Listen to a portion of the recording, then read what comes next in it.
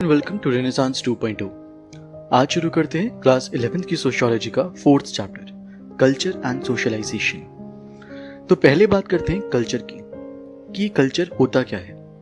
अगर simple language में मैं आपको समझाऊं तो कल्चर का मतलब होता है हमारे जीने का तरीका। हम कैसे सोसाइटी से चीज़ें सीखते हैं, कैसे उन सीखी हुई चीज़ों को रियल लाइफ में इम्प्लीमेंट करते हैं।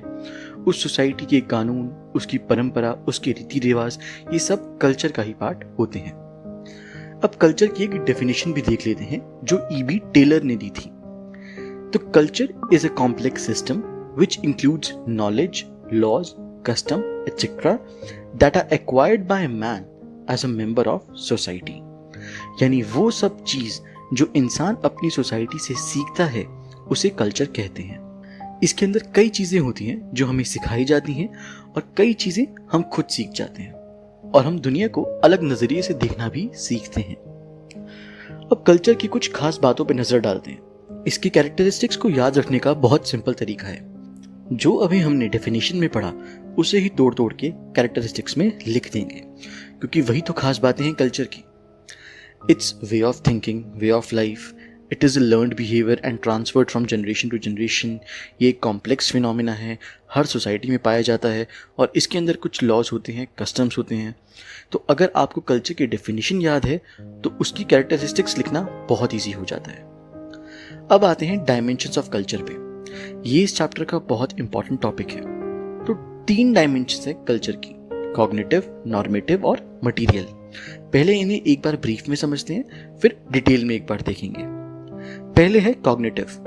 तो कॉग्निशन का मतलब है हम कैसे चीजों को देखते हैं और समझते हैं। जैसे भीड़ में भी हम अपनी मोबाइल की घंटी पहचान लेते हैं। एक नेता का कार्टून देख के हम समझ जाते हैं कि किस नेता की बात हो रही है। दूसरा है नॉर्मेटिव। इसमें आता है कि हम सोसाइटी में कैसे बिहेव करते हैं। जैसे चोरी करना या झूठ बोलना गलत बात होती है, या खुशी के मौकों पे हमें खुश रहना है, दुख के मौके पे दुखी, ये सब चीजें। तीसरा है मटेरियल, यानी वो चीजें जो मशीन्स और आविष्कारों की मदद से पॉसिबल हो पाई हैं।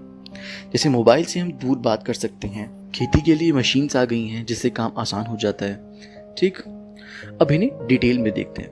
पहला है कॉग्निटिव एस्पेक्ट ऑफ कल्चर। जैसा कि मैंने बताया, हमारे आसपास क्या चीजें हो रही हैं, उनका मतलब क्या है, ये हम कॉग्निटिव कल्चर में समझते हैं। उस इंफॉर्मेशन को क्या मतलब देना है वो सीखते हैं। अब जो पढ़ी लिखी सोसाइटीज हैं वहाँ ये नॉलेज बुक्स और डॉक्यूमेंट से पास ऑन करी जाती हैं, लेकिन जो सोसाइटीज पढ़ना लिखना नहीं जानती वो ये इंफॉर्मेशन ओरली ट्रांसफ़र करते हैं। ऐसी सोसाइटीज़ में जो बड़े बूढ़े होते हैं वो ही बच्चों को कहानियों के रूप में, गानों के रूप में चीज़ें सिखाते हैं और ऐसे ही ये नॉलेज आगे पास ऑन होती है।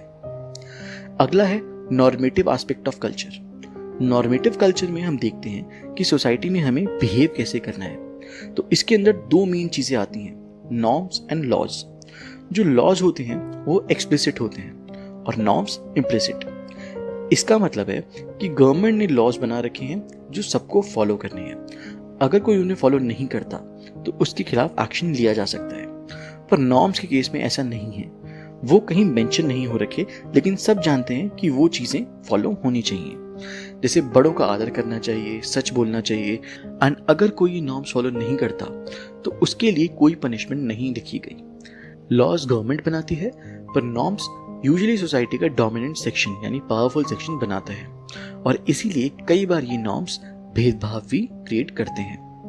अब नॉर्म्स और लॉज के बीच का डिफरेंस कई बार पूछा जाता है, तो इसीलिए मैंने इसे अच्छे से एक्सप्लेन भी किया है और आपकी कन्वीनियंस के लिए इसे अलग से लिख भी दिया है। तो अगर आप चाहें तो वीडियो पॉज करके इसे लिख सकते हैं। तीसरा आता है मटेरियल एस्पेक्ट ऑफ कल्चर, यानी वो चीज़ें जिससे हमारी लाइफ काफ़ी आसान हो गई है। जैसे शहरों में मोबाइल, कंप्यूटर्स, ATM, AC, इन सब चीज़ों पे हमारी लाइफ काफ़ी डिपेंडेंट हो गई है। ऐसे ही गाँव में भी radio, TV, tractors, water pumps वहाँ की सोसाइटी में चेंजेस ला रहे हैं। तो यानी मेनली कल्चर की 2 डायमेंशंस हैं, मटेरियल और नॉन मटेरियल। कॉग्निटिव और नॉर्मेटिव ये दोनों नॉन मटेरियल में आते हैं। ध्यान रहे, कॉग्निटिव और नॉर्मेटिव दोनों ही नॉन मटेरियल में आते हैं। कई बार मटेरियल डायमेंशन यानी टेक्नोलॉजी इतनी तेजी से आगे चेंज हो जाता है कि नॉन मटेरियल डायमेंशन यानी कॉग्निटिव और नॉर्मेटिव डायमेंशन पीछे रह जाती हैं और इसी को कल्चरल लैग बोला जाता है। तो कल्चरल गैप क्या हुआ? वो गैप जो टेक्नोलॉजी की वजह से आता है मटेरियल और नॉन मटेरियल डायमेंशंस के बीच। ठीक, नेक्स्ट टॉपिक है कल्चर एंड आइडेंटिटी। अब हर इंसान की एक पहचान होती है और पहचान उसे मिलती है सोसाइटी में वो जो रोल प्ले करता है उससे। और हमने ये भी पढ़ा था कि इंसान अपनी लाइफ में कई रोल्स प्ले करता है। जैसे फॉर एग्जाम्पल आपके पेरेंट्स घर में पेरेंट्स का रोल प्ले करते हैं, बाहर ऑफिस में एम्प्लॉय का। अब हर कल्चर में कई सब कल्चर भी होते हैं और ये मेनली स्टेटस, रहन सहन, पहनावे के बेसिस पे बनते हैं। सब कल्चर का मतलब होता है एक बड़े कल्चर में से एक छोटा कल्चरल ग्रुप जिसके अपने बिलीव्स थोड़े डिफरेंट होते हैं मेन कल्चर से। उनका पहनावा डिफरेंट होगा, रहन सहन डिफरेंट होगा, टेस्ट डिफरेंट होगा। सब कल्चर्स एक कोहेसिव यूनिट की तरह काम करते हैं जिसमें ये अपने सब ग्रुप मेंबर्स को एक आइडेंटिटी देते हैं, एक पहचान देते हैं कि ये हमारे ग्रुप का मेंबर है। और हो सकता है कि सब कल्चर में कुछ लीडर्स हों, कुछ फॉलोअर्स हों, पर उस ग्रुप के कुछ कॉमन गोल्स होंगे जिसे पाने के लिए सब साथ काम करेंगे। अब नेक्स्ट है एथनोसेंट्रिज्म और कॉस्मोपॉलिटनिज्म। ये काफ़ी इंपॉर्टेंट टर्म्स हैं और एग्जाम में अक्सर पूछी जाती हैं। पहले आता है एथनोसेंट्रिज्म। तो एथनोसेंट्रिज्म में एक इंसान दूसरे के कल्चर को समझने की कोशिश करता है, लेकिन अपने कल्चर के पॉइंट ऑफ व्यू से। उसके मन में एक सुपीरियरिटी वाली फीलिंग होती है कि भाई मेरा कल्चर ज़्यादा अच्छा है। इसीलिए जब वो दूसरे के कल्चर को समझने की कोशिश भी कर रहा है तो भी वो ढंग से नहीं समझ पाता, क्योंकि वो उसे अनबायस तरीके से नहीं देख रहा। ठीक, फिर आता है कॉस्मोपॉलिटनिज्म। ये एथनोसेंट्रिज्म का बिल्कुल ऑपोजिट होता है। यहाँ पे हम अपने पॉइंट ऑफ व्यू से नहीं, बल्कि जो कल्चर जैसा है उसे वैसा ही समझने की कोशिश करते हैं। यहाँ कोई सुपीरियरिटी वाली फीलिंग नहीं होती। यहाँ एक दूसरे के कल्चर को शेयर किया जाता है ताकि दोनों कल्चर्स एनरिच हों। और आज की इस मॉडर्न सोसाइटी में लोग इस कल्चरल डिफरेंस को अप्रिशिएट भी करते हैं। ठीक, तो ये था डिफरेंस एथनोसेंट्रिज्म और कॉस्मोपॉलिटनिज्म का। अब आते हैं कल्चरल चेंज पे।